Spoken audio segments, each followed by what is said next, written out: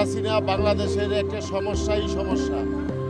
শেখ হাসিনা সবসময় দেশের মানুষের বিরুদ্ধে অবস্থান নিয়েছে, দেশের বিচার ব্যবস্থার বিরুদ্ধে অবস্থান নিয়েছে, দেশের স্বাধীনতা সার্বভৌমত্বের বিরুদ্ধে তারা সবসময় অবস্থান নিয়েছে।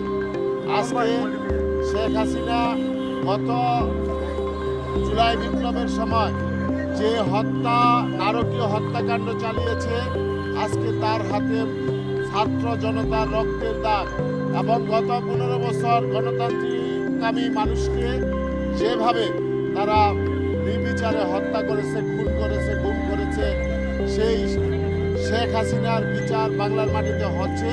সেই বিচারকে বাধাগ্রস্ত করার জন্য, দেশের অগ্রগতিকে বাধাগ্রস্ত করার জন্য এবং দেশের মধ্যে একটি অরাজক পরিস্থিতি সৃষ্টি করে আবার সেই বাংলাদেশের মানুষের হাতে রক্তে শেখ হাসিনার হাত রঞ্জিত করার জন্যে আজকে তারা এই ধরনের বিষয় করেছে, লকডাউন দিয়েছে এবং বিভিন্ন ধরনের নাশকতা করে মানুষের মধ্যে আতঙ্ক সৃষ্টি করতে চাচ্ছে।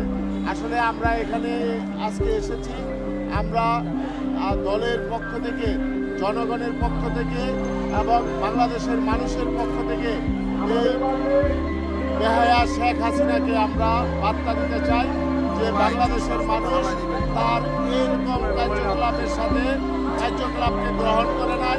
বাংলাদেশের মানুষ চায় তাদের সুষ্ঠু একটি বিচারের মাধ্যমে তাদের রায় দেওয়ার জন্য।